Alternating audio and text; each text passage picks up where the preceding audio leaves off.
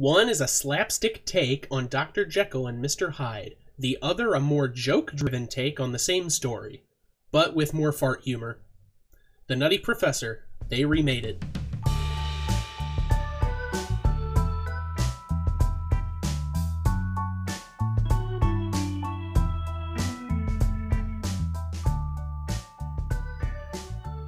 Hi, and welcome back to another episode of They Remade It. I'm your host, Stuart.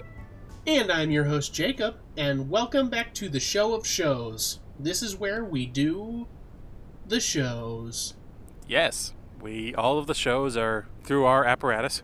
Yes, in my luxurious upscale New York apartment. In my villainous-style blimp over the Serengeti. What are you gonna do over the Serengeti? There's nothing there. I don't know. That's just where I am right now. It's a blimp. It moves. Are you poaching? No, maybe. Shut up. On your way to Richtersveld, South Africa to collect diamonds from the Grootslang hole? And then I'm going to go hunt the snipe in Paradise Falls. Fantastic. Woo, references. So you know what have you been watching this week? These weeks? These weeks. This bye week? This fortnight? This past double week that we had? Who fucking knows? But yeah, for movies, haven't been watching a whole lot. There's one. I've watched 3 that I can think of. I'm sure there may have been one before, but I've been in and out of the house a lot. It's a very confusing time these days. Let's see. Sounds confusing. Yeah.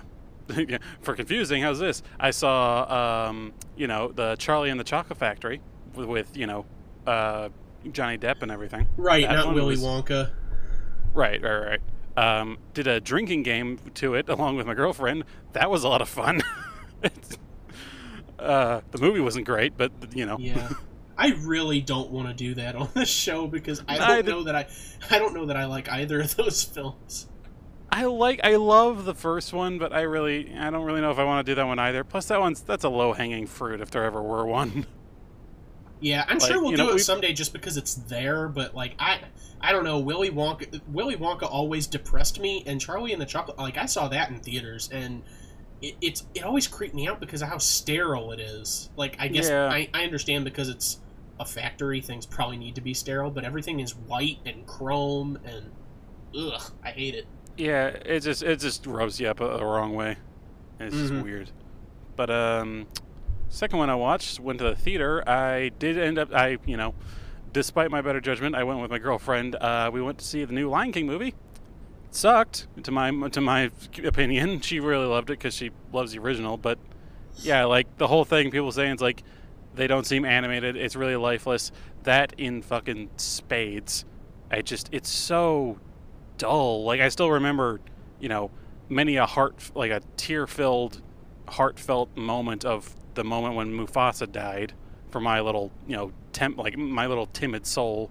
And when it happened in this one, I was just I don't feel shit. This doesn't feel real.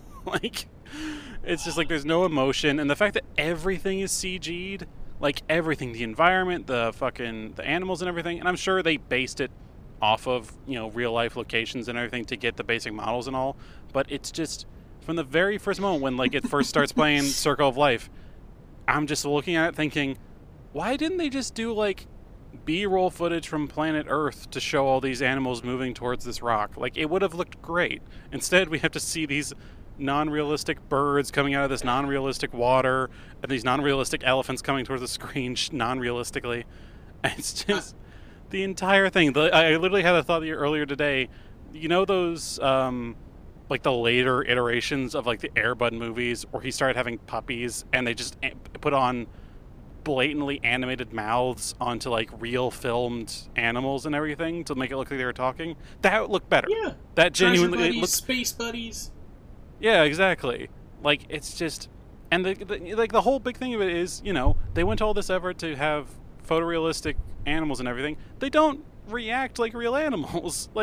There's so many moments where the lions are chasing a bug or chasing a creature of some form, but they look so slow and stilted compared to how an actual animal would move. It's just this just feels weird and worthless to do it like this. And Can You Feel the Love Tonight was done during the day. It's like, you cannot fuck that up. Can you feel the love today? Can you feel the love mid-afternoon? Yeah, can you feel the love this afternoon, sir? Like, can you feel the love post-brunch? I did see, because you were mentioning the all CGI thing, I actually did see something that was posted somewhere online where Jon Favreau, apparently there is one shot of the sun rising. I get it's probably during the Circle of Life. It's the opening shot. That is the only one. that is not CGI, and they just did it to see if anyone would notice. It's jarringly noticeable. They're like, oh, did we do it so anyone knows? Yeah, we fucking noticed, asshole. You kidding me? That's what I've seen from everybody, is that, yeah, we know. That's probably why the story was published so soon after it happened, is because, yeah, people noticed. It's like, no shit. Like, I knew for a damn fact. It's like, that's why I was so disappointed with the rest of it going by. I was like, oh, cool, they're actually doing, like, real shots to supplement things. It's like, nope. It's just CG the whole way through. It's an animated... This is an animated movie. That completely floors me how bad these Disney remakes are doing. And I have seen... Okay, I haven't seen Lion King. I haven't seen Aladdin. I heard it's also bad. Beauty and the Beast was bad. I personally like Beauty and the Beast just because of the visuals, but otherwise, yeah. I think things are, like, way over-designed in that movie. We'll talk about that someday, I'm sure. Yeah. But Jungle Book, I loved the Jungle Book remake. Oh yeah, Jungle Book was awesome. They could have done anything, like, and also directed by Jon Favreau. Actually, exactly. They could have just done that. It's like, but nope, like fucking, I don't know. It's definitely on the shit list for me, that one.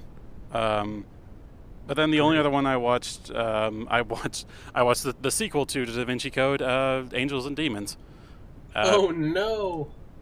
It was fine. Like, you know, it was not as predictable as the other one, but, like, you know, it was just like, there was a lot of moments where it's like, this is circumstantial evidence than anything. Like, there's a big thing near the end, like, there's a whole thing where these people are being branded with, like, these symbols involving, like, biblical imagery or some bullshit. And they wondered why one guy, his thing was branded upside down. And that meant that he immediately it means St. Peter, because St. Peter was crucified upside down, and that led them to, like, a super crucial location. It's like, fucking... What if they just fucked up? I mean, like, oops! Yeah, it's cool seeing... Because, like, it's cool seeing, you know, the kind of connections they can make in, like, even if they're kind of vague, because they're based off, like, real locations and real statues and artwork and that sort of thing. But... you know, there is a certain point where it's like, this is circumstantial at best, people. And so, you know, it was fine. I was enjoying my dinner and a beer at the evening. I was like, you know what, let's watch this. I like Tom Hanks. Ewan McGregor's in it as well. He's really good. So, you know, it turned out pretty good. That's good. I'm glad that you enjoyed it. At the end of the day, that's what's most important. That one Skarsgård guy is in it. He's like a minor character. I can't remember his first name. I know exactly who you're talking about. I can't. Yeah, like the Swedish guy. Right, yeah. Yeah, he's really good. Well, he's like, he was like a character in Thor. Now that I have absolutely no comment on. As we've discussed before, I haven't seen Thor.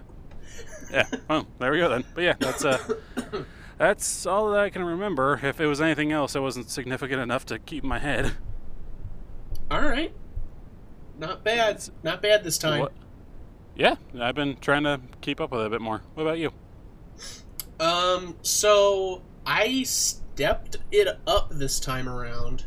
Ooh. Stepped up my game, because the last few have been pretty low for me. Like, one thing here, two things here, internet things. Right. So firstly, I went through and watched a lot of Twilight Zone episodes, which I love that show. It was essentially a revisit because I had heard through the grapevine that it was on Netflix, and I remember watching episodes of the Twilight Zone on Netflix like 5 years ago, but at one point in time it seemed to disappear. I don't know if it left or what happened, but I assumed it had been taken off. So either it's back or it just disappeared for me. But is it back on there right now? Oh, yeah, definitely. Oh, that's awesome. I'm going to watch that tonight after the review. So I've been going through and watching a ton of those because I love The Twilight Zone. They have tons of great character actors, comedic actors, Shelley Berman, Art Carney, John MacGyver, William Shatner, of course. And some of the episodes that I watched actually had people that we've covered on this show before, like John Fiedler and Sterling Holloway and J. Pat O'Malley, all of whom were in Disney films that we covered. Of course. Right. Everyone's in Disney now. Every single living human being is in Disney. It's all-encompassing. United States of Disney. I'd be fine with that. But I wouldn't. I'll say it. I wouldn't be okay with that, but continue. Get bent. Go enjoy Peanuts or whatever the hell it is you like. I'm sorry. I don't hate the Peanuts. I mean, like, whatever. But yeah, so I went through. It was like a 2-day period. I was watching episodes here and there, and I'll probably do some more here soon. I definitely haven't been through them all, especially like season 4 and 5. I have barely touched. Outside of that, I watched Spider-Man: Homecoming. I think I mentioned on the last show that we did, like on the show, that I had it in front of me and I was going to watch it after the show, and I did. How was that? I enjoyed it, and I like it more than either of the other ones. Really? Wow. Yeah, I do. I mean, Sam Raimi is, like we discussed, it's fun. It's a fun film to watch.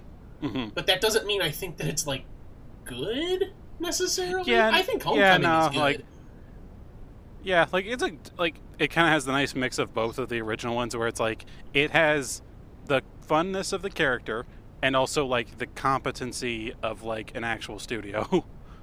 Oh, definitely. The one problem I have with it, I have seen Avengers, and I have seen the first Iron Man. And so I know Robert Downey Jr. as Tony Stark is kind of aloof, and he's, like, the sarcastic, like, yeah, this, that, I'm businessman, blah, blah, blah. Great impression, I know. Yeah. But he seems particularly upset in this movie. Not even when, like, Peter Parker is doing something stupid and he has to scold him. He looks like he just does not want to be in the film. Yeah, that you get that impression in the last few films. Yes, I guess that, I mean, it's the thing with him and with, forgive me, people, I don't watch Marvel, really. What's his name that was Captain America, where they were just like, yeah, we're done Chris with Evans. this Yeah, Chris Evans. Yeah, Chris They're Evans. like, yeah, we're done with the characters, so... Yeah, I mean, you know, that's, like, that's still, I'm still, yeah, he definitely had kind of, not necessarily phoned it in, because, like, I think he's a great actor in general, but, like, by the end, his character had gone through, like, 8 arcs, and so at this point it was just becoming, this has gone from, like, aloof asshole to aloof psychopath in a lot of ways, so this just needs to stop. Yes, every time he's like, I'm going to talk to Mr. Stark, I'm like, please don't, I don't want to see him again. And they're totally trying to turn him into another fucking Mr. Stark with all these newer movies. Like, apparently, at least from what I've seen of the newest movie, it's just like they're totally just trying to be like, oh, he's totally like Iron Man. He's smart because of Iron Man. It's like, no, he's smart because he's Peter fucking Parker, Marvel. Jesus. He's smart because he was always smart. Yeah, it's like, stop fucking. I want to be done with Iron Man. Stop reminding me of him, please. That's I love why he the used first to get Iron bullied. Man. Yeah. I loved the first Iron Man. It was cool. It's over. But that's a whole nother debate for another day. I'll leave that one at the fucking door. Yeah, and why am I blanking on his name? Michael Keaton as the Vulture is great, and that leads me into the next one I watched, which was The Founder. And oh yeah, I've only seen like the first little bit of that. How is it? I really liked that, too. Huh. Not really a lot of bad stuff I watched this time around. I mean, like, we were allowed to watch good shit. Of course. I mean, you know, I inadvertently didn't, but, you know. You tried. Yeah. Well, you went to go see Lion King in theaters. I don't know if that's really trying. Anyways. I was with my girlfriend. We were having a good time. It was an eat-in theater, so, you know. Oh, well, that's nice. I got to have a milkshake. Alamo Theater's really cool. But, I don't know what it is here recently within these past couple years with I don't know, between The Founder and Spider-Man Homecoming and Dumbo, which I saw in theaters here recently, but Michael Keaton has been getting a lot of antagonistic roles here recently, and I think he's nailing them like every time. Him and Danny DeVito are the best things about Dumbo. Wow. Yeah, it's like he is a freaking great actor. I really do think it was after, Birdman, which was kind of the perfect encapsulation of that kind of shift. Like, character, like Michael Keaton himself is like, oh, he's Batman, and then wanted to do more serious shit, and then as a result is doing more serious shit. Yes, you are no longer Mr. Multiplicity. You are now the bad guy. And you know what? I'm fine with that. Also, Nick Offerman was great in The Founder. Oh, yeah. I didn't honestly realize that it was even him until he started talking, because he was really like this downplayed character. He's one of the brothers. You said you saw the opening, so I'm sure you know. But so I at least know that far. He's sort of soft-spoken because he has his head in the restaurant business until they go out to eat and he starts telling their story. And from there on, out of the two brothers, you think the other one is going to be the main focus, but soon enough, it's like, this is Nick Offerman's game. And every time you see a scene with the brothers in it, the really talking point, he like has nothing else to say after the first 10 minutes. Yeah. It is all Offerman like losing his mind at all the things that Keaton's character Ray is doing.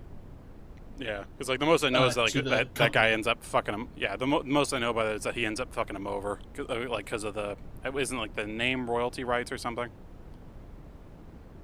Pretty much so. He basically backs them into a corner, and one of the brothers has a heart attack because he's so pissed. Jesus. So he buys them out, and they do get a couple $1 million for it, but essentially, like, based on the empire that McDonald's was, they essentially did get screwed. Yeah, which, that kind of, there's America. Yep, that's the American dream. Of someone. To create a monopoly. Yeah, the American dream is built on the American nightmare. I have American nightmares all the time. Five-O's there. Speaking of American nightmares, continuing on the Best Picture thing that I've done like twice this year, I rewatched No Country for Old Men. Ooh. Tommy Lee Jones is like the star of that film. Yeah, honestly. I know he's one of like 4 ongoing intersecting stories, but it really is about him. And that's not some big revelation. The title like gives it away. This is, even though he's not center stage for the whole thing, this is like Tommy Lee Jones's story. Right. This old sheriff that just, he has to deal with all this. He's so jaded and he just wants to get out of it. Yeah. It's like nothing makes sense anymore. Jesus. And I think those are some of the best parts of the movie, and Javier Bardem is great, and whenever you see a scene from the movie online, it's always with him in it, either him icing his wound, or him walking through the hotel with the gun, or him cornering Woody Harrelson. It's always stuff with the Anton character, and he's great. I saw that Psychopath study where it's like, psychiatrists or criminologists or something studied a bunch of movies, and his is the closest to being an actual psychopath. Wow. So that's really cool. Yeah, he does a great job, but I think that Tommy Lee Jones, like, people tend to forget that he's even in the movie. Yeah, that's true. Upsetting. Because all of his scenes are, all the scenes with like the actual introspective and outrospective, like actual themes of the movie, and then it's just like, oh yeah, but then everyone was like, yeah, ooh, action. Exactly. Which I guess, Tommy is never in the action. He's always like there after the action has happened. Which I'm pretty sure I think is the point when you get right down to it. It's like the entire crux of the story. Which I need to go back and read the book. I'm sure the book's amazing, and it probably focuses on more of that character. Oh, definitely. I should read it. Period. Yeah. And the last thing I watched, which I think will be a perfect segue into what we're talking about today. Oh boy. I didn't watch Ocean's 11. I didn't watch Ocean's 12 or 13. I didn't watch any of the follow-up Spider-Man films, not 2 or 3. I did, however, watch Nutty Professor 2: The Clumps. Just because it was, like, on. Okay. I mean, fair enough. I'm guessing you saw that one after you had watched this one? Yeah. I don't like the title. I think it's misleading, and it's a lie. Eddie Murphy's family, we'll get into this later, they appear in the film slightly more than they appear in the first film. They are not heavily involved with the core plot. There's a B story involving the dad and the mom having relation problems, but that is it. It has, like, nothing to do with them. The title is a lie. It's just a lie. It's like that Snow Dogs trailer. Like, wrong. Misleading. That's literally all I have to say about that. Also, I don't think the movie overall is that terrible, but they have some really cringy stuff with a giant CGI hamster that shoots, like, turd pellets, and the dean of the college, like, those two interacting, and it's not fun. Not a good time. Because of course. That poor actor who's been in all the weirdest things like that, and like that one Larry Miller. Yeah, that one, like, Disney Channel one about that dude, like, leaving school but screwing people over and everything. I don't know. I don't even know what that is. There's I don't know. It's been a while. I remember just seeing the commercials for it all the flipping time. Well, anyways, yeah. I think we should get right into it then. Yeah, we probably spoiled what we're watching. Oh yeah, the Nutty Professor. If you didn't see it when you clicked on it to listen, it's the Nutty Professor with Jerry Lewis and Eddie Murphy, not at the same time. Roll synopsis.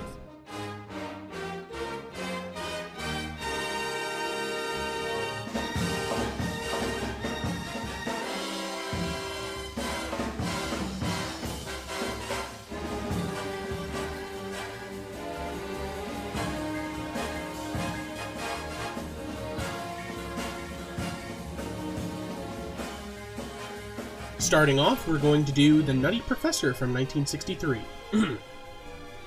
So, Professor Julius Kelp, played by Jerry Lewis, is a little wiener who teaches at a university and one day blows up part of the school. The dean, Mortimer Warfield, played by Del Moore, is angry at him and tells him not to do it again.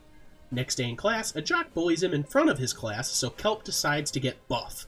He goes to the gym, but after a wacky montage, it's revealed he doesn't have what it takes to get buff. So he invents a formula to give himself muscle. This turns him into a suave, cool cat that he identifies to be Buddy Love. He uses this newfound charisma to pursue student Stella Purdy, played by Stella Stevens, at a local kid hangout, the Purple Pit. Stella hates him, but finds something alluring about him that is hidden deep down. Buddy plays jazzy tunes on the piano, much to the wonderment of everyone there, and later is talking to Stella about how much he actually cares for her. Unfortunately for him, the formula begins to wear off, and so he flees. As it turns out, this happens constantly, much to his dismay, and we get to see Buddy peeking through while Kelp is teaching, and Kelp peeking through while Buddy is out at the night spots.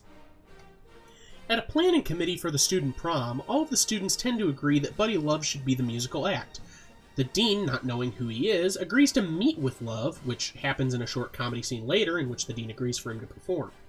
However, Kelp has to chaperone as well. Whatever will he do?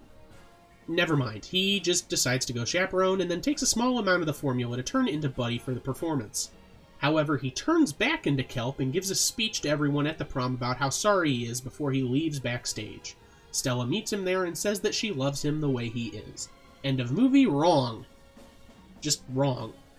He's teaching in class, and in comes Kelp's father, transformed by the serum, whose recipe was sent to their house for safekeeping, and Kelp's mother.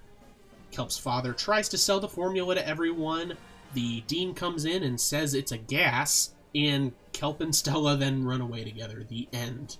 And now on to 1996's The Nutty Professor.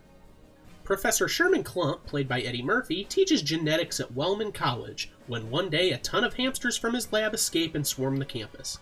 Dean Richmond, Larry Miller, warns Klump that it should never happen again, and it is revealed here that the hamsters are experiments, with the experiment being genetic alteration to eliminate obesity. Later, after his lecture, he meets graduate Carla Purdy, played by Jada Pinkett Smith, and is instantly smitten, even going so far as to ask her out after a particularly awful dinner he has with his family, all of which are played by Eddie Murphy, except for the child, played by Jamal Mixon. And she agrees, with them planning to go out to a club where students often go after school. At the club, an obnoxious insult comic named Reggie Warrington, played by Dave Chappelle, insults Sherman to such an extent that he's finally fed up with being obese. He tests his serum on himself and immediately loses a vast majority of his weight. Excited, he goes out on the town and eats a lot, gets new clothes, and goes to the gym, I guess because he can. Adopting the new identity Buddy Love, he proceeds to invite Carla out to the same club under the pretense that it was Sherman's idea and that he is in town helping the professor out and that he knows all the professor's research. It's at this club that Buddy Love decimates Reggie at his own insult game. After he begins to change back, he rushes out of the restaurant, leaving behind his, or rather Sherman's, credit card. Sherman's assistant, Jason, played by John Ailes, also happens to be at the club, spots this, and chases the man down, claiming he is not Professor Sherman Klump. He gets into Buddy's Viper, which he purchased on Sherman's faculty account, and witnesses him changing back into Sherman Klump. They get into a car crash, and Klump must be pried out of his new car by first responders. The following morning, Dean Richmond informs Sherman that he will be meeting at the Ritz with businessman Harlan Hartley, played by James Coburn, to explain his serum, and that he is to show up or else. Sherman does go to the Ritz, but is Buddy on a date with Carla. Upset that Sherman hasn't shown, Carla asks Buddy, who, as said before, claims to know all of Sherman's research, to give the presentation for him. He does, and Hartley is so impressed that it causes Richmond to invite Buddy to the alumni ball in Sherman's place. In doing so, Richmond also proceeds to fire Sherman the next day, informing him that Buddy has his job now. Deciding he's fed up, Sherman dumps all of his serum out and instead goes to drink a can of his diet shake, only to realize that Buddy has replaced those with the serum as well. He turns back into Buddy, knocks out Jason, who is trying to help him, and flees to the alumni ball. It is here that Buddy will drink a large amount of serum to get rid of Sherman for good. Jason arrives somehow to stop him, which gives Sherman time to start fighting Buddy back. He turns back into Sherman, apologizes to all of the audience, and Carla and Sherman share a dance. The end. At least until the sequel. At least until the sequel with giant mutant hamsters. Hooray! Or a singular giant mutant hamster. Excuse me. I mean, that's more than average, so I guess you could say multiple. It's like, you know, you could say multiple. Who's going to go watch it? Me, clearly. Alright, so let's... Again, because I haven't had enough talking yet, let's do full circle real quick.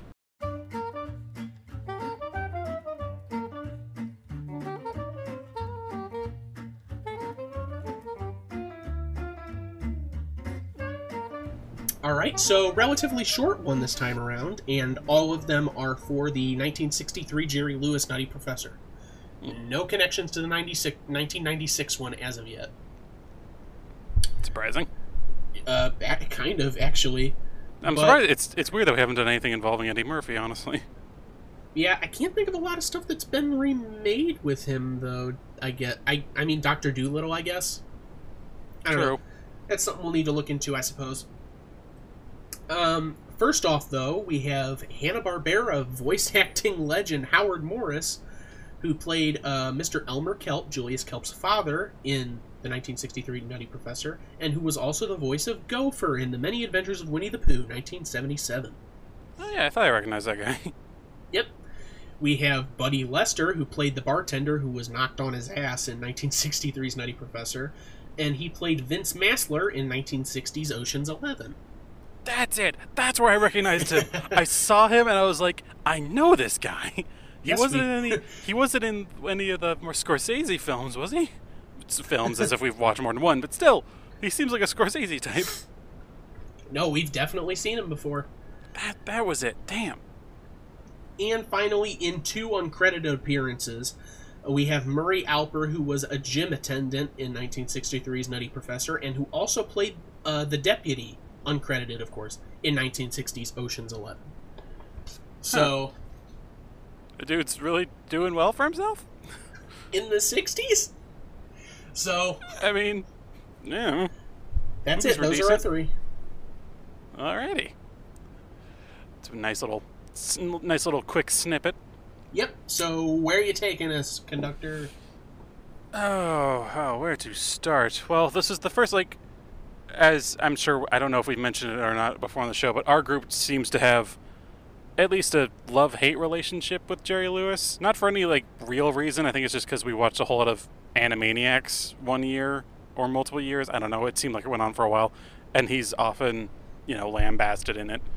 And so it's just a lot of impressions have been done and that sort of thing. And this, honestly, is the first time I've ever seen him in, like, a movie. And I'm like, I'm not a huge fan.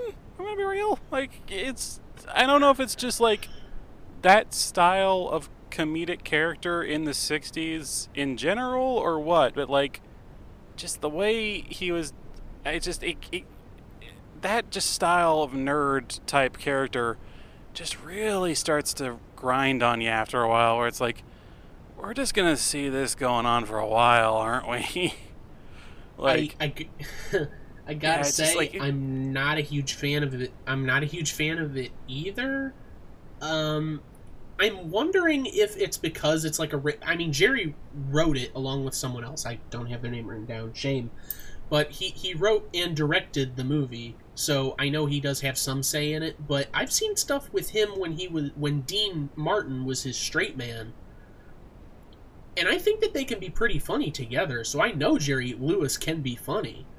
But in this, I was not... I wasn't buying into it. I wasn't laughing, I should say. Yeah, not a good solo act on that one.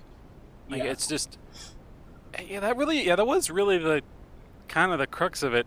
Like, this is a pretty overarching opinion of it, but I really didn't laugh a whole lot at the first one, if any at all. I don't know, I think about it. It's like, and that might just be the fact that, I'm sure it was a trendsetter for a lot of comedy tropes. It was probably, stellar at the time, but it's just a certain point where it's like, pantsing and shoved into locker type jokes and everything, where it's like, I've seen cartoons do this better, it's just, it gets kind of old. And, like, compare that to, Eddie Murphy's show. It's like, Eddie Murphy's a delight. I mean, I'm sure he's probably a dick in real life, but, all of his movies I have, fond enjoyment of. It's just, he has a lot more life to him, even like playing it up with the whole fat suit thing, which I thought was an interesting choice for, like, the differences in the character. Like, on the one hand, make him just, like, straight social outcast. The other case, just make him fat, which, like, I guess also makes him a social outcast in a way, but still, like, it just seems kind of like a dumbing down of the concept, which I guess is fine for it. It's a '90s family movie. I'm not about to be like, oh, they took away the significant, meaningful events of blah blah blah, like CinemaSins bullshit. Right here, you can see Eddie Murphy does a jumping jack. I don't think he would do that in real life. -1 point. But. It was definitely more animated. I enjoyed that. I definitely actually had a few laughs. My most laughs were in the bloopers at the end, though, which is always interesting. Yeah, those were... Yeah, I'm glad they included those. I like it when movies have those. That is especially a trend that I wish would come back. When Pixar animated them. Disney animated bloopers, too. Like just straight Disney, so... Because they're just like, fuck it. Yeah. I wish that were a trend that would come back. Oh, I would love it. But if anything made me laugh in the 63, and I will admit I did laugh, like it's some scarlet letter that I have to wear, but Del Moore, who was the professor, the dean, if you will, I did laugh at him. Like, he had good delivery, I think. I really liked him. Oh yeah, I liked him a lot. A good little straight act that we desperately needed throughout it. Yeah. I see, because when they were meeting in his office, when he was meeting with Jerry Lewis's Buddy Love character in the office to decide if he should play at the prom, they did this whole Shakespearean thing where he's like, stand up, do the Shakespeare thing, and he starts to do to be or not, and he pulls him down, and he's like, no, you gotta have a crown, and he punches a hole in his hat, whatever. I don't necessarily find the slapsticky shtick behind that funny, but... Del Moore occasionally, like, Jerry Lewis will be, like, shouting at him, like, no, you gotta do this, and under his breath, Del Moore would be like, but I'm not finished. I like, still have more to do. It felt like, very genuine ad-libbed moments, like, which you don't get a whole lot in older movies. It feels like a lot of line delivery can be kind of stilted in, you know, some older films. But that he did it pretty what felt like real, because, you know, he was meant to be a stilted character. Exactly. And talking about improv, compare that to the 96 one where, like, apparently, even though it's just like Yo Mama jokes, apparently the Eddie Murphy, Dave Chappelle back and forth was like almost entirely improv.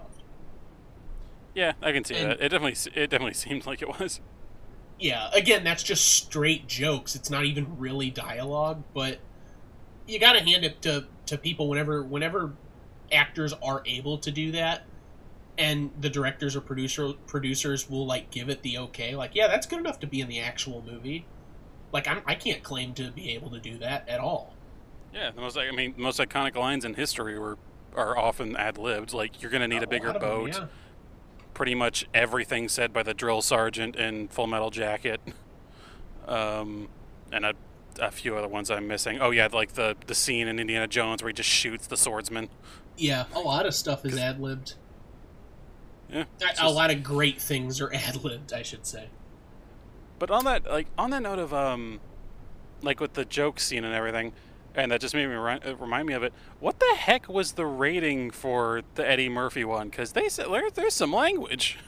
Like, I was going through it. Oh, you mean the rating? I was like, well, I think it got like a 5.4 on you know, I mean like the not ESRB. That's video games. Like whatever the film version of that is. Like the MPAA. Yeah. I don't know. I have it right here. I'm so stupid. Yeah, because like. At least even later on, like they're flinging around shit and everything. Like even in that bit, they say it like just straight up asshole and all that sort of stuff. Like it is not clean. Like I was watching this PG-13. Okay, this is what's that? PG-13. Okay, yeah, that makes sense at least. I'm surprised. I thought it would have been like a PG thing. But yeah, it's just like the way it presented itself. I assumed it was like, okay, this is going to be like a super sterilized family flick kind of thing. But it was like. No, it's like dudes, you know, shacking up with women and everything, like saying all this, like, you know, really raunchy stuff and everything. Which, you know, God bless him, it's Eddie Murphy doing it. And so I was really surprised. Which I honestly loved that. Like it felt like a very active movie. I felt like shit was happening. Yeah. You know, often it was shit that was just weird and just doing that 90s, you know, animation kind of cringy transformation thing of whenever he goes back and forth between, you know, Buddy Love and himself. It was just like all the weird like body horror humor stuff where I was like, ugh. Yeah, that's a little creepy, but okay. And I mean, yeah. And he can actually do character, like, I don't know, him in the Sherman Klump persona is endearing. Nice, he's just got a lovely personality. Eddie Murphy as the mother, I think, is a great character. Oh yeah, we've made the joke. We made the Hercules joke before. Oh, we've done that. We've probably done that about as many times as Jerry Lewis impressions, to be honest. Yeah, honestly, and I for a long time I didn't actually, like, I'm sure you've brought it up, but I couldn't actually remember what it was from. And then they did this, and I was like, oh. I didn't know that. Yeah, well, I mean, it had just been said so many times that I thought it was funny, and like there was a certain point where I was just like, I don't know what's happening, but you know what, this is funny, and then it popped up those. I was like, oh my god, context!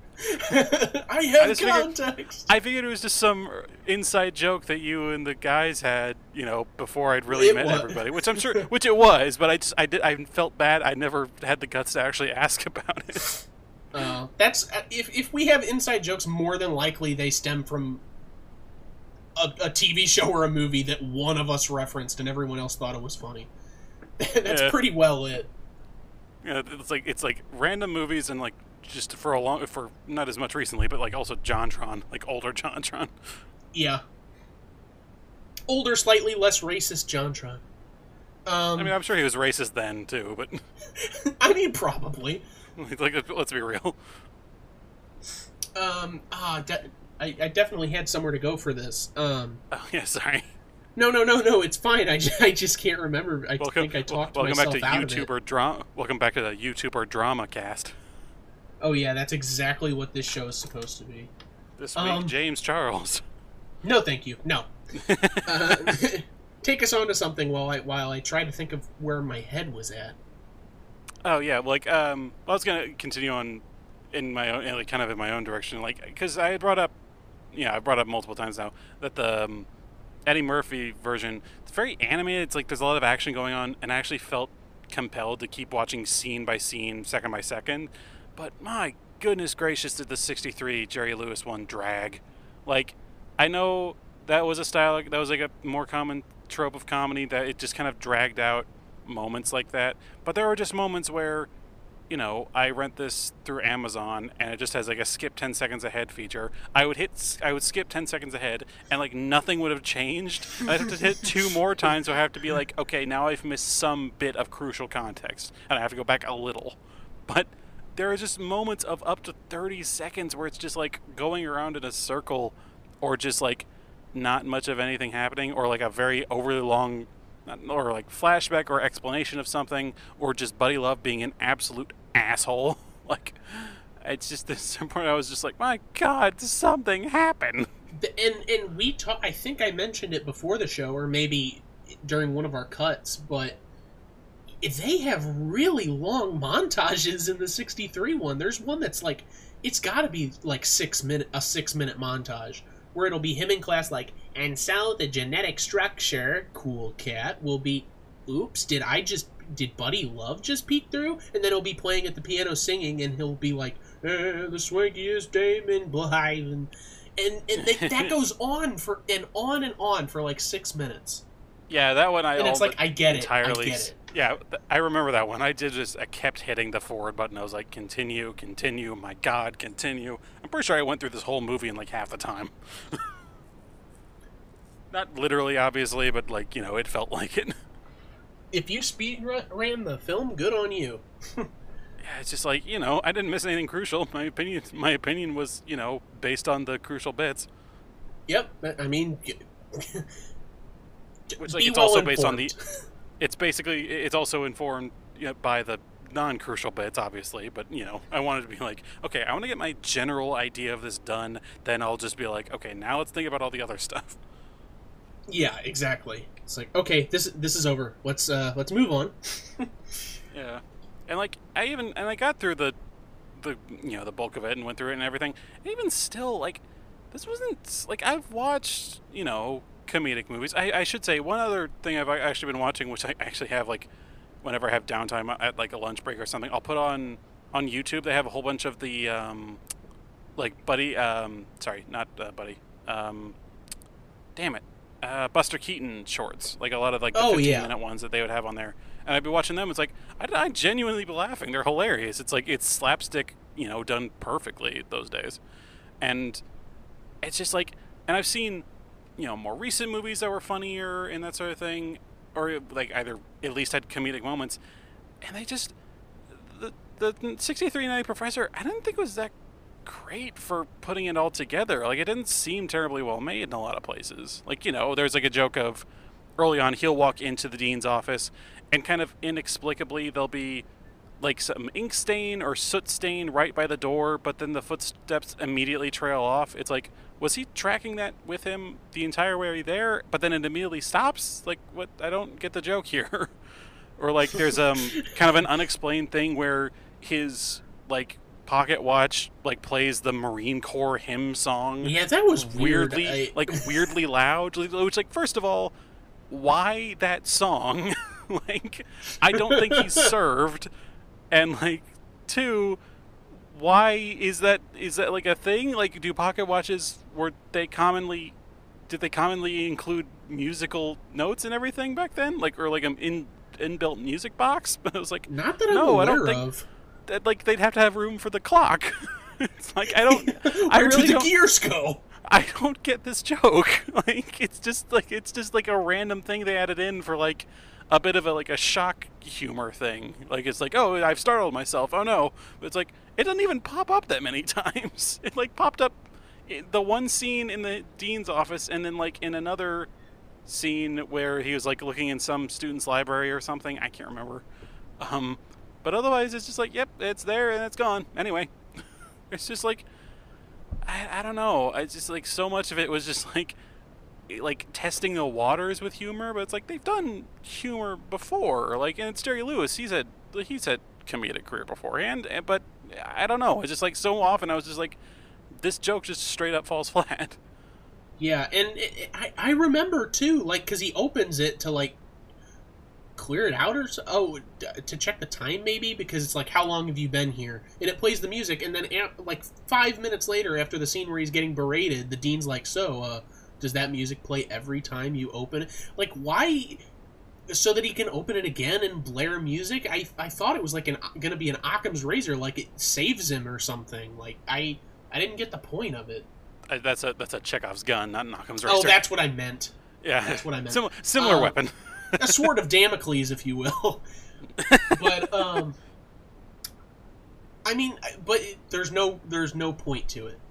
Yeah, and like, and, you know, this movie isn't without jokes, like good jokes and everything. Like, I love the bartender scene where he has him mix up this like hellish cocktail of like 5 different liquors or something, and like makes the bartender try a sip of it, being like, "Oh, that's pretty good," and then as he's pouring it out, he stops midway, but like it gets all the liquid out anyway, and then he ends up drinking the whole thing, and he just pushes him over because he had passed out standing up from how strong it was. It's like that one got me. That one I was just like, okay, I haven't seen that one done too often. Like it's a joke I know, but you know, it's not one that's A, done that often, or B, done that well.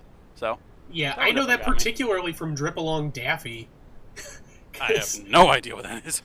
It's a Daffy Duck cartoon from, I think, the 60s, where, I mean, it's like a Wild West thing with Daffy and Porky, like, trying to get Nasty Canasta, who's this outlaw, and Nasty Canasta makes him a drink, and he doesn't want to drink it, so he gives it to Porky, and Porky looks fine, so he drinks it, and then it, like, knocks both of them out almost instantly. So I've seen, like, similar variations on that before. Actually, I wonder if that was, like, earlier or later. I mean, who knows? Either way, like I was just using that as a reference point for, yes, I'm familiar with that too, but I do think that it was done well. And I mean, the bartender, we're familiar with him. We know that actor. He did it well. He's a decent actor. Yep. But and of course I'm thinking about it now. When I think back on it, you know, as far as jokes that fall flat, there aren't a whole lot of actively funny jokes in the Eddie Murphy version as well. Like, there are moments that are like comedic, but I couldn't really say, like, you know, this was a particular setup joke that I loved. Like, there's the whole thing where it begins with like all the gerbils and everything or something, or hamsters being released, and like it's causing chaos and everything. I didn't think that was particularly funny. Flies into a woman's mouth. Goes up some dude's short to simulate, like, make a boner joke or something. Like, yeah. It's just like, you know, it wasn't particularly funny, and I don't know what it is about it, but it's like I still found it more entertaining of a scene than most of the scenes in the 63 version. I think it's just because it's like comparatively active, and it, like, you know, it feels like there's a bit more, you know, more time and effort was taken to set that scene up and everything, which is just like, okay, yeah, no, this is a fun little set piece, and just moving right along. It's a little cringy, right. But I'd take cringy and over things dull. Were happening. Yeah. And that'll be written on my headstone. It was cringy, but at least it wasn't dull. As long as things are... And, I mean... Unfortunately, the 90s, and I can't blame the movie, necessarily, I have to blame the time frame. And possibly Ren and Stimpy. Because that whole era was... That was the level of humor that you were getting out of a ton of that stuff. Were not just cringy stuff, but particularly it's like scatological. It's like, farts are funny, turds are funny, like farting is funny, which that one still hasn't died off completely. Yeah, I mean, I have to point out, like, the Eddie Murphy Nutty Professor, the poster, it's Sherman Klump smiling, and like his body takes up half of the not just his torso, not even his body, takes up half of the poster. And it says the Nutty Professor, and the word nutty is right over his crotch. I'm like, that was purely intent. Like, I know what they were doing. Right. But even that's at least comparatively joke in and creative. Of itself. Well, yeah, there's still creativity behind it. It's just like you said, it can be cringy at times, because it's like, ooh. People found this funny, and people still find that type of stuff funny, and I can't really relate. Right. It's like, you know, that's always the worst of it whenever, you know, you and I can't really relate to the general public with that sort of thing. But I'm willing to bet that the general public doesn't necessarily like those jokes. I think kids would, but even then, that doesn't last terribly long. Right. Like, I'm pretty sure like people don't give kids and to a lesser extent adolescents enough credit when it comes to humor. Like kids are freaking hilarious. Though I mean true, but I think when it comes to these movies specifically, I mean, Jerry Lewis is known primarily at this point for his muscular dystrophy telethon stuff that he did. But the film I think he's most known for is The Nutty Professor. And Eddie Murphy, I think the film he's most known for, right after Beverly Hills Cop, is The Nutty Professor. So it's right up there too. I don't know if it's the premise, just people can relate with it. It's like, I am unhappy in this situation and I'd like to have a better situation. So I think there's relatability behind it. Man, I'd almost argue that his most memorable one is Shrek. Okay, that's fair. I forgot because that's more Mike Myers. And, I mean, Eddie Murphy is a main character in that film. I guess starring is more so what I'm thinking of. But, I mean, you are right. Right. I can't take that away from you. I just forgot that he was in that. It's just like, he's had a bunch of movies. It's like, it's hard to even say, like, he had one particular standout, whereas Jerry Lewis, it does seem like it's mostly Nutty Professor. And plus, he's had so many other, like, he's had his comedy specials and everything, which are incredible, so. And that's, I mean, that is true, too. It's just Beverly Hills Cop, I think most people know because it was, like, the first film that he was in out after his horrible SNL career, which that whole season was horrible. It wasn't necessarily his fault. Right. But, it was Beverly Hills Cop. And then, I don't know, Coming to America, which a ton of people tend to like, but it's not talked about all the time. And then Nutty Professor. And I feel like a lot of people, especially the sequel, Trading Places, that's fair. Another one a lot of people don't talk about, but he was in that. I don't know, Haunted Mansion, Norbit. He's been in a lot of stuff, my God. He was in that 1,000 Words, where that tree, like, it lost leaves every time he said a word, and when it ran out, he would die. I don't know that one at all. I think that might have been the last actual big film he did. Huh. That was like a decade ago. Yeah. It's like, I don't know that one at all. I mean, like, I'm sure he can fucking retire, like, well past at this point. Right. He's probably made enough. I do mainly remember that. I know I saw the movie, but I do mainly remember it from that Yukino Joe cartoon, which was like 10 seconds. Like, Eddie Murphy, you only have 1,000 movies left to make before you die. He's like, I better make them good ones then. And then it cuts to his tombstone. It says, Eddie Murphy, star of 1,000 Norbit sequels. Pluto Nash 2. Oh, God. I remember Randy Quaid in that more than I remember Eddie Murphy. I mean, yeah, you remember everything but him, it feels like. Pretty much. But yeah, I think we've made our point on that. Yeah. That, it's like, oh yeah, real controversial opinion. Eddie Murphy is very iconic, Jerry Lewis not so much. I mean, that is a little controversial. I mean, well, nowadays. I mean, that is fair. Yeah, it's like, ask the average person walking down the street. It's like, what's your favorite Eddie Murphy film? They'll probably give you an answer. You can ask, what's your favorite Jerry Lewis film? They're probably going to say, who? It's like, unless they're, of an older age, I'm guessing so anywhere... Like, he did movies? I thought he just did telethons. Like, I don't know. Yeah, it's, I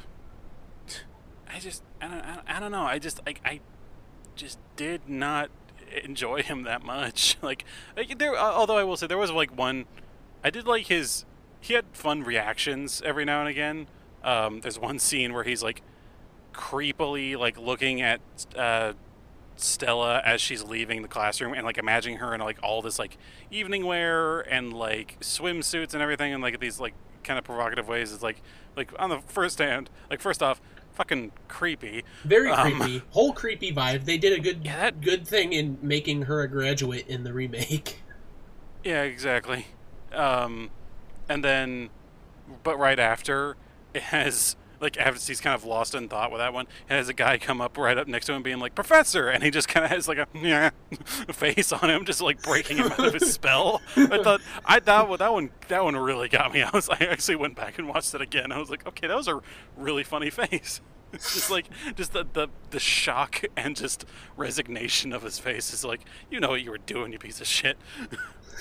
And it's just like sitting like with that student right next to him, just with that like the student as well next to him, just having the completely unbroken, just like joyous, informative smile on him, just like not reacting at all. It's just like, hi. It's like, you weren't part of a flashback, were you? Anyway, here's your book. It's just a shame that the vast majority of what he does in that movie, of why the professor character is supposed to be funny to an audience, is, well, one, the slapstick, but also, he's a goofy-looking guy. You know, he crosses his eyes all the time, and he has teeth that jut out. It's like, that's not how normal people's teeth are.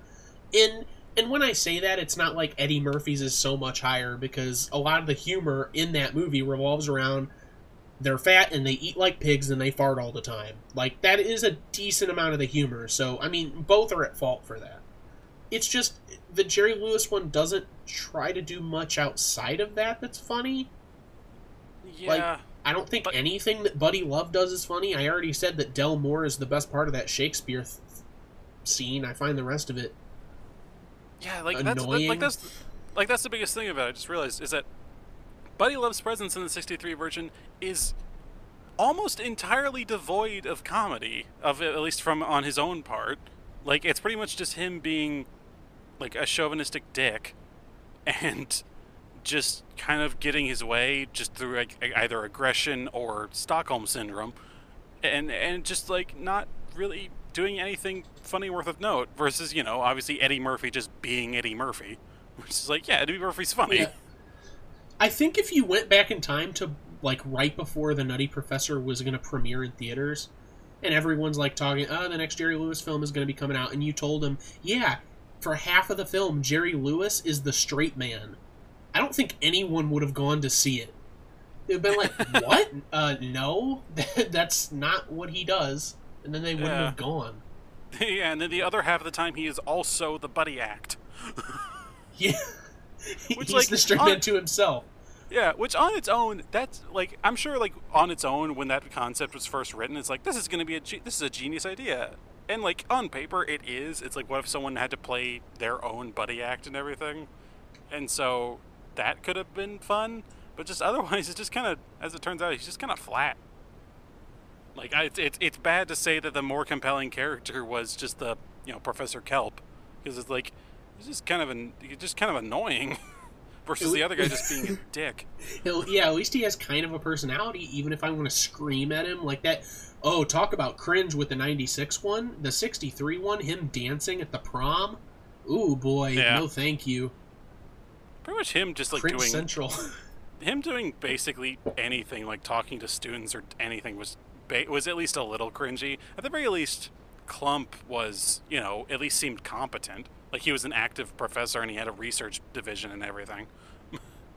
So it's like, yeah. Okay, yeah, he's actually doing this shit. It's not just like, you know, there's actually explanations to his work, and he's more, his, you know, his flops are more circumstantial and a lack of confidence than anything. Right. And I mean, like, I don't think anyone hated Clump for being fat outside Other of the than, like, dean. The dean. Yeah. Even the insult, like, that's his job. Like, I'll give you... Okay, I'm not going to bag on you too much, Clump, because you didn't know there was going to be an insult comic here, but, like, that's what he does for a living, so... Yeah. Everyone's, like, cheering when Eddie Murphy, like, comes back as the Buddy Love character and reams him. It's like, that guy was just... He got paid to do that. That was his job. Like, why are all these people cheering? Everyone here is an asshole except for Dave Chappelle. Yeah, it's like, yeah, exactly. Which, like, I guess if you can sum up a comedy club. Yeah. I say that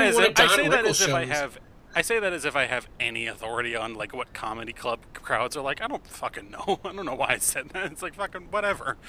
I'm sure comedy club people are beautiful. I've only been to a couple, and they're usually pretty respectful of the comic that's performing. It's like, that's their job. Have I ever been to an insult comedy show? No, I haven't. I don't even know who I would go to. The only one that I, like, knew would be Andrew Dice Clay, who doesn't do stand-up anymore, and Don Rickles, who is dead. So, maybe those crowds are different, but... And I'm pretty sure that, that style of comedy is kind of come and gone nowadays. It's more the, not necessarily self-deprecating, but, flagellating kind of thing, like the John Mulaney styles. Where it's like, do it in a unique way, and also just make it genuinely funny. Yeah. No, I hear that. That makes sense. I think just blatantly insulting people nowadays is just like, maybe not the right thing to do in this climate. It's like, mostly because people are crazy now, and they could just shoot you. Yeah, and then you'll be dead. Yeah, but, which is like... Yeah. Although that does warrant... I do think that... because I read somewhere that Andrew Dice Clay apparently was the first choice for the role of Sherman Klump. And I wonder... First of all, I wonder if a fat suit would have been involved. And... Two, that kind of puts the insult comedy scene in a new light, because Andrew Dice Clay was an insult comic, and I wonder if that was the reason that scene was in there, is because Andrew Dice Clay was going to be in the movie. It's like, oh, well, he can do his stand-up in this scene. I mean, maybe. I mean, also, like, Eddie Murphy's done insult comedy before. Oh, yeah, I just wouldn't say that he's known for it. I think his most famous stand-up is probably Delirious, and that's mostly, like, jokey life stories. Yeah. Oh, man, that one's so funny. That's pretty good, yeah. So much of this has just been us being like, Eddie Murphy's pretty great, and then Jerry Lewis kind of boring. Pretty much. Yeah. And to be honest, what else can I even say about the 63 one? The ending. Yeah, that's it. What the hell was up with that ending? They had a perfect place to stop, and they ruined it. Yeah, they could have just done it with, like, the classic style, but it was like, no, let's bring the dad in. He's kind of had this whole flip. He's taking the formula thing, and I was selling it to people. It's like, this is just kind of weirdly adding on to things. I think, like, it might have been meant to be, like, the catalyst for the two of them to run away together or something. Like, because it's like, let's just get out of here. This stuff's going to get weird. I guess so. I just don't know why they felt they needed a reason. Yeah, it's just like, I think, like, they're just trying to make it... That reeks of, they showed the first version to a film board, and they're like, no, we have to have this film where this part where it adds on that they're, now running away together and being happy, and not just having this creepy professor-student relationship. Yeah, no thank you. Yeah, because, like, that one, it's just weird. I'm still not a fan of that. Oh yeah, and absolutely. This thing has aged like milk in a lot of ways. Yeah, I'm definitely glad they made her a graduate in the remake. Yeah, plus like have a character with like an actual personality. Yeah, they tried to develop her, and she teaches. Wait, she didn't teach. She was a graduate. Sorry, she could have been. She would have been a student teacher at least. She did mention she had her kids, like her. I'm sure her students. So she would have taught some. I was mainly getting confused because in the second one, Jada Pinkett Smith isn't in it, so there's a different character that he's seeking out. They probably explained it in the beginning, like, well, Carla left, but now I got this Denise character who was played by Janet Jackson, and she did have classes. Because Sherman tries to sit in on one, but the joke is he's too fat and can't sit down. Because of cars. Yeah, so I was just getting those confused primarily. But she probably student taught. Yeah, like, it's cool seeing... It's actually cool, going through all this. It's like, oh, a character. My God. It's so refreshing. I didn't think I'd find one this far down.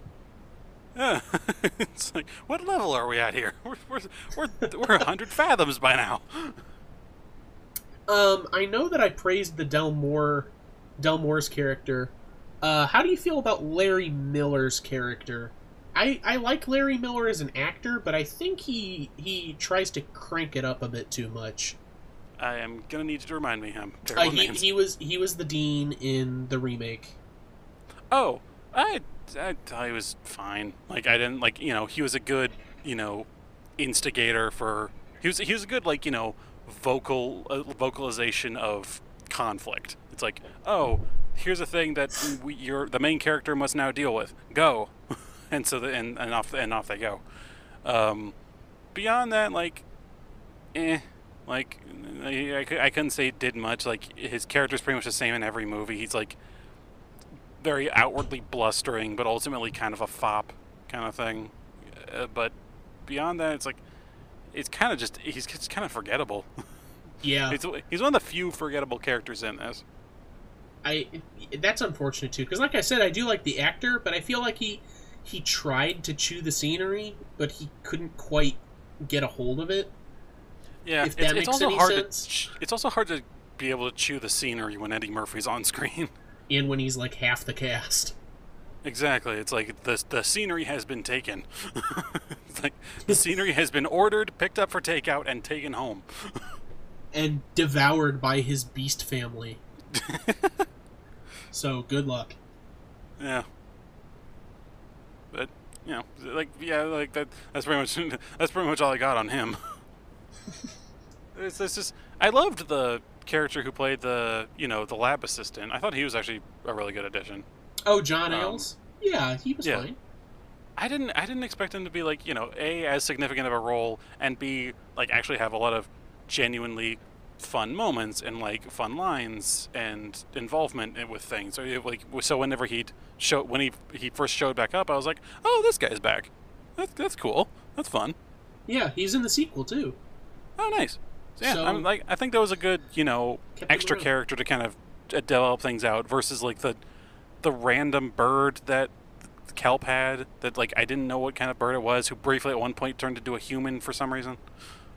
Oh yeah, it was supposed to be a form of parrot, but at some point it's like mocking him pretty early on actually, and it transforms into a tiny Del Moore insulting him just because he's on edge because the dean just screamed at him. Yeah. So it's like a tiny dean. I think it was when he was first taking the formula, which also, that's another thing. When he first takes the formula, he turns into like a straight, like, Mr. Hyde character for a sec, where I was like, is this going to be like... I thought I was going into it, and I was like, oh my god, this movie's completely different than I was expecting. I thought this was Flubber.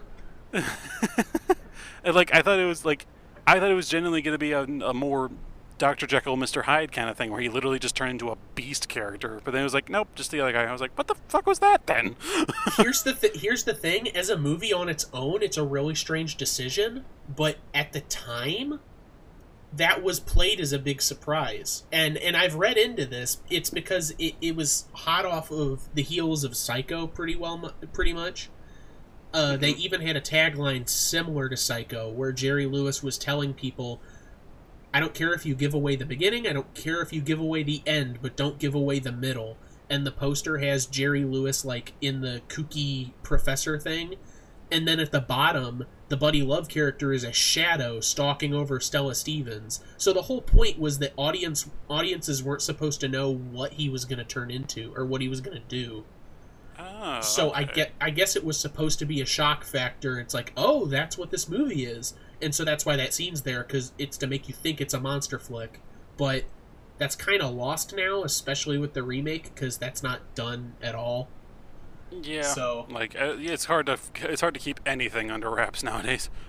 Exactly. Everyone knows everything at all given times. Yeah, that's how I got the entire plot of Endgame and just decided not to go fucking watch it. I was like, I'm just gonna look up the spoilers and then be done with it. I watched a 15-minute video and that was that. I got the entire plot of Endgame from GIFs and bottom text images. Also good. I made a dedicated effort for it. I was like, all right, just like I need to just be aware of what's gonna happen. And this was like a week before it came out as well, because there had been a bunch of leaks. And it's like, I was just like, I just want to know what's going to happen, because I'm sure there's going to be good Marvel movies coming out after this, but God knows I'm not going to want to watch at least this one. I've lost all immediate desire to care. Exactly. So it's like, I wanted to just go and look up and it would be revealed who is truly Endgame or something. I don't know. Do we finally find out the identity of Endgame? Who is the Avenger? Who is Endgame? I've had people ask me this for years now, and I don't know myself. Oh, God. Yeah, it's just like, you can't really do that nowadays. Which, Nope. you know, I'm fine with. I think people make too much of a deal of that thing, so. Yeah, and I mean, there's still surprises. It's just it's easier to spoil those surprises. But I mean, there's measures to take. Right. Like, but it's like, you know, even with the 63 version, the most shock it could have gotten was just like showing what he turned into, and then after that, it pretty much has nothing. Like, you know. Exactly. It's like, here's the big moment. Here's the moment everyone was waiting for, and that's it. At least with like the, you know, 96 with Eddie Murphy, it, like, you know, it kept, you know, evolving on the humor, it kept doing different things and everything, but otherwise, you know, in 63 it was, here's the first buddy scene, this is pretty much how every scene with him is going to go. And then all the other scenes with Kelp are exactly the same as well. So, it's going to be him, it's going to be both of them lusting over Stella, each in their own creepy way. And Buddy and Sherman were like two different characters that shared the same body, like to the extent that Sherman didn't remember what Buddy did. Whereas in the 63 one, it's not really a different personality. It's still him. It's just changing his appearance and his voice, really. Like, because he can say Cool Cat all he wants. It doesn't, like, change his mind, like, oh, that's part of my vocabulary now. He can do whatever the hell he wants. It just changes his voice, his appearance. Maybe it gives him the ability to play piano. I don't know if the professor could do that before. He might be too clumsy. But... Right. There's, like, a stunning lack of conflict, either. It's just like, oh, what's this Jerry Lewis character gonna do now? Yeah, it really did just kind of putter out. It's like, there really was no major conflict. It was just kind of him dicking around with this whole thing, and then in the end he just kind of casually turns back into Professor Kelp, like right at the end as he's making that speech, and he's just like, all right, that's that, we're done now, let's go home. Which is really convoluted, because I didn't explain it in the synopsis because it's so complex, needlessly complex, but he sends a copy of the formula to his parents because he trusts them and he wants them to have it. Then, before the prom, the bird rips up the formula, so he contacts his father to get the formula, but he only has enough ingredients to make a small amount, so he ends up turning back from Buddy into Professor Kelp in the middle of the performance. That's needlessly... You could have just had him turn back in for what... You didn't have to explain all that. There was no reason for it. Yeah, it definitely seemed like... It's one of those... Older movies do that a lot, where they have to set up a lot of extra scenes just for, like, one particular, you know, to avoid one little plot hole later on or something. Whereas, like, movies nowadays don't give a fuck. They're already so convoluted that they can just kind of do it and no one really notices. I don't want people screaming on me on the internet in 50 years. Yeah, it's like, yeah, no one would care. People would go to see it, and that is the only place they'd see it, in the theater. If any of them owned VHSs, it'd be a while after that. Yeah. It's like, that really... God, that must... I cannot imagine how much... It's weird. It boggles the mind to imagine how much the idea of filmmaking would have changed when the idea of, this might not be the only time people see this. It's not the kind of thing where, you know, if it's now out of theaters, you're probably never going to see it again.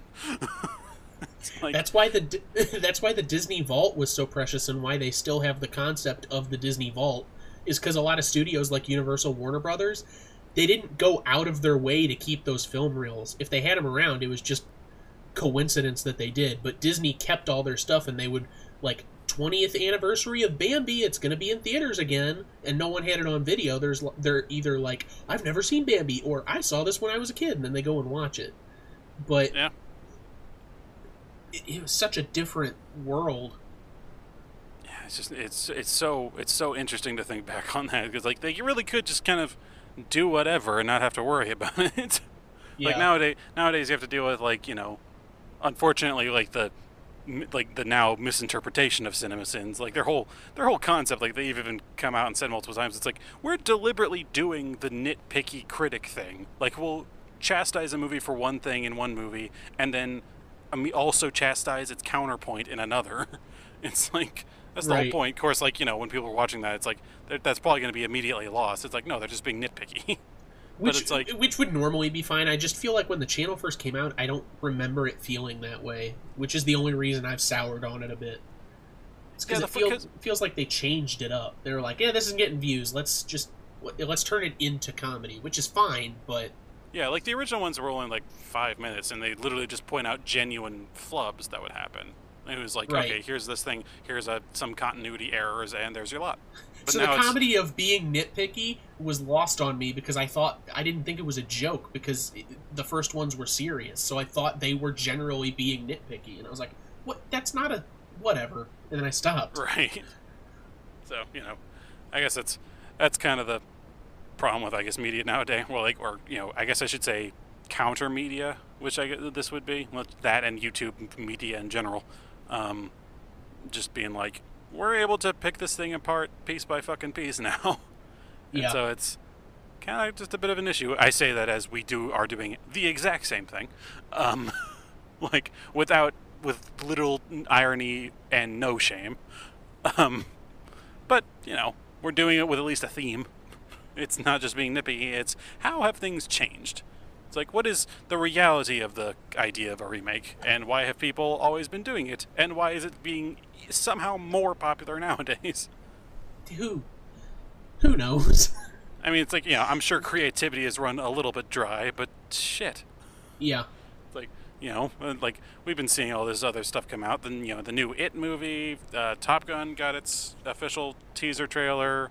Fucking, there's a new Scorsese movie coming out, which is, original at least, but it's got all the exact same goddamn actors. It's got Joe Pesci, it's got Robert De Niro, it's got Al Pacino. It's like, yeah, but this is fucking it's like, Jesus Christ. Good for Joe Pesci. I can't remember the last thing I saw him in. Yeah, and like in the teaser he's like weirdly subdued. Like, I almost didn't realize it, but I was like, oh yeah, that's Joe Pesci, holy shit. Grandpappy Pesci. Yeah. It's like, I think it's called The Irishman. I think it's... Oh, I did see the trailer for that. You're right. I think it's meant to be like the story of the guy who shot Robert Kennedy or something. Yeah, that was on, I saw that on IMDb earlier today, actually.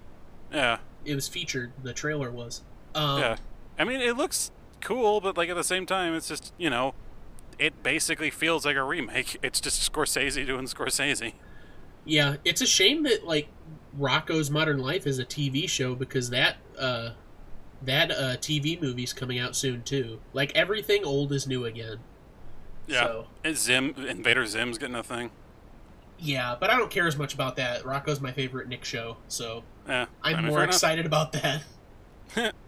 I'm sort of excited for Zim. I watched that a little, but like, I mostly just like that voice actor. Oh, Richard Horvitz is great. Yeah, but Anyways. Yeah. Anyway, sorry. That was meant to just be a. Yeah, it was meant to just be a point on more and more remakes recently, but it just kind of illustrates our point here. It's getting so convoluted. Which is fine. I don't know that I really have much else to discuss regarding these, if I'm being completely honest. I mean, we've shown I feel, at least I personally have shown my hand pretty hard. I'm sure you might have a slightly different opinion, but I personally prefer the Eddie Murphy one because, like, I did genuinely enjoy it. I might watch it again. Like, it's just kind of fun. If it pops up somewhere and I'm like, what, this was baseline entertaining, and Eddie Murphy's always fun. But it's just, God, the 63 one was A, dull, and B, oftentimes just straight up asshole-ish. It's like, I didn't like either guy. Like, I know you're not meant to like Buddy Love, at least not more than surface, like on like a surface level, but like even Kelp, I was like, this guy doesn't feel earnest or anything. He was all but completely undressing her with his eyes, kind of like in that one scene, and just all the other moments where he's just kind of a bumbling dick. It's just like, it's just kind of weird. And he's really, really annoying. Like, I wouldn't want to be I wouldn't want to hang around him. Like, it's the Ferris Bueller syndrome, okay? Where the dean calls him into his office because he blew up part of the school. So you should be on the dean's side, but, like, Jerry Lewis is getting back at this crusty old dean. He's getting water everywhere, and he's making him look like a fool, and he's cracking jokes. It's like, no. And this character is also an asshole, just in a slightly different way. Yeah, at least Ferris Bueller was also, like, a little charismatic and funny. Even in this case, it was just like, no, this guy, like, I have no desire for this guy to win. He's just like, I don't know why he hasn't been kicked out before. He hospitalized people to the point where 2 years later, like, a guy still has bandages on, apparently, for it. It's like, what the shit? I hate this guy. He's killing people. Exactly. And I didn't show my hand near as hard, but I mean, I do have the same sentiments as you. I have problems with the Eddie Murphy one, and it can be a cringe fest at times. I don't like any of the family dinner scenes. I like members of the family, but I do not like those dinner scenes. Yeah, but, they're kind of pointless. Yeah, but I like the movie more than the Jerry Lewis one. I'd like to note, since I have the movies both of the movies in front of me, I don't necessarily know what the Jerry Lewis one got, like how critics reviewed it. It did better than Eddie Murphy's Nutty Professor. Maybe not money-wise, but like rating-wise. Mm-hmm. But it is worth noting, Eddie Murphy's The Nutty Professor, spectacularly funny, 2 thumbs up. Siskel and Ebert. Well, Gene Siskel of Siskel and Ebert.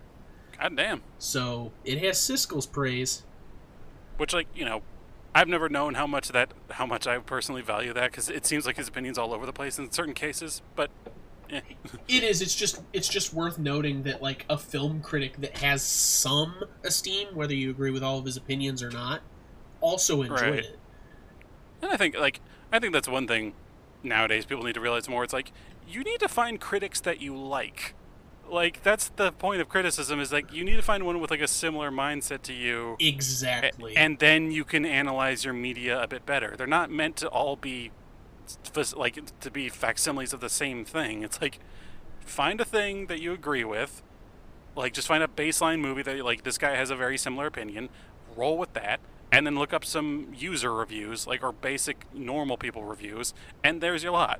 It's like it's the kind of thing that, you know, made me not want to go see the new Godzilla that came out, King of Monsters, because, like, I'd seen, like, oh, general reviews put it kind of low. But then long after, well, maybe not long after, but pretty much right when it was leaving theaters, I had started noticing all the user reviews being like, no, this movie's awesome. What the heck? And I was like, well, damn it. Because, like, all the reviews apparently were like, oh, you know, there's too much time with the monster fights and everything. And I was like, what the actual fuck do you think you're in here for? It's like, are you seriously thinking you want it to be like the first Godzilla, where there was less monster and more stupid random plot that no one gave a shit about? No! Fuck you! Honestly, fuck you! The thing with a critic is that you should find a film critic, TV critic, whatever, that has slightly similar taste to you. They won't all be the same, because everyone's different. That's just how life is and how humans are. Find someone that has similar taste to you. If they tell you that they think something is bad, go see it anyways. I mean, unless you're inclined to not see it just because it doesn't look interesting, even if they have opinions that are similar to yours, don't ever let a negative opinion influence what you watch, what you choose to watch. Do let good, like, positive opinions influence that. If you have a critic you like and they say, hey, you should check this out, then be like, I'm going to go out of my way to check this out. But don't deliberately not see something because someone says that it's bad. Because you never know. You could like it. Yeah, it's like, you know, at the end of the day, consume different kinds of media. Like, honestly, like, go out, see a bunch of movies. It's awesome. Just be more informed about the landscape. It's just like, yeah, nothing bad ever came from watching more movies. I don't like Westerns. I like the Coen Brothers version of True Grit. I don't like romantic movies at all. I like Ghost. Like, I don't know, shutting things out just based on what other people say, it doesn't seem very intelligent. If you've avoided Nutty Professor 1996 because you know that there's fart humor in it, or because you don't like Eddie Murphy, I don't know, give it watch some clips. Yeah, you might like it.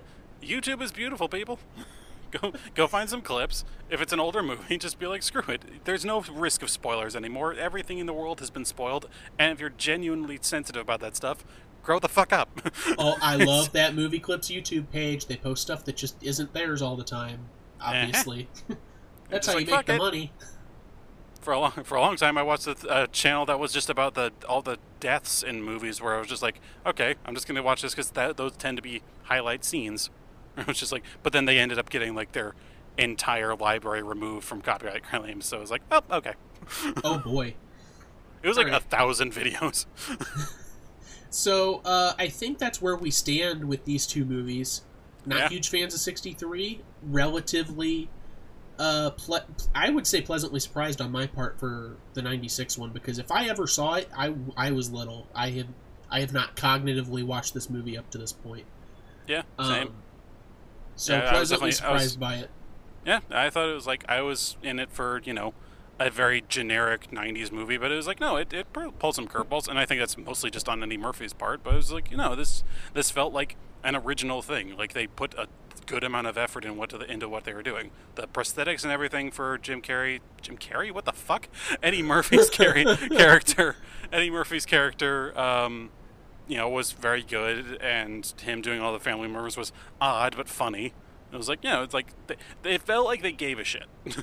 Exactly. Yeah. The 63 version, I'm not saying it didn't seem like they didn't give a shit, but it was like, it also just like, you know, just, I think it was just a movie not in a prime time of movie making in a lot of cases. Yeah, that's to be said about a lot of things in that era. Anywho, again, the 60s were hit and miss. Yeah, the 60s were hit and miss in a lot of ways. Don't let our negative opinion on 63 inform you from seeing it, but do let our positive opinion on 96 influence you to go check out at least some clips from it. That's where my stance is. Shorthand, basically just go watch everything. Fuck what we say. So I guess I'll take this, Go right ahead. do my little thing that I do sometime. Read the socials. I do it every time. Yeah, anytime we have it, it's like, oh, that's a problem. Yeah. At It Remade on Twitter. I'm going to try to do more stuff with that. I know I keep saying that in the past, but I do have an idea for something. I just have to stop being lazy and go forward and do it. Hooray, proactivity! But yeah, go there and check us out on Twitter. Theyremadeit@gmail.com is the email. Send us suggestions there if you have any praise, though preferably if you have praise. We would like reviews, and leave those stars for us on iTunes. You can find us on most any platform, not just iTunes. We're on Podbay, Podomatic, iHeartRadio, Google Play, iTunes, which was aforementioned, Stitcher, things like that. You can find us on all those platforms. And we get around. Oh, yes, we do. And at They Remade It on that one site, Instagram, which I also have another idea for. I've slowed down posting. For a while, I was posting like one thing every 2 days, but I've slowed down here recently because I'm coming up with something else that I want to do with it. To tie it into the show. It already was tied into the show, but I have something that I'm planning on doing for it. So that's pretty much all I have for that. Yeah, I'd say that's a whole damn episode right there. We waffled a little bit as usual. Oh yeah, we tend to tangent, but that's fine. That's all right. It's good to get some personal opinions in there. It'd be kind of a dull experience otherwise. Exactly. Yeah, we can't just talk about the Nutty Professor. It's like, my God, we'd lose our minds. I'd become nutty, in fact. We suddenly gain weight. Oh no. Well, I guess not that that's inherently bad or anything. I'm just saying. Okay, I was gonna say something, but I wasn't sure how to formulate it. Okay. I mean, fair enough. On that note. So, want to take us out? Yeah, it's like just as always. I am your host Stuart, and I'm your host Jacob. Have a good evening. Thanks for listening. Bye.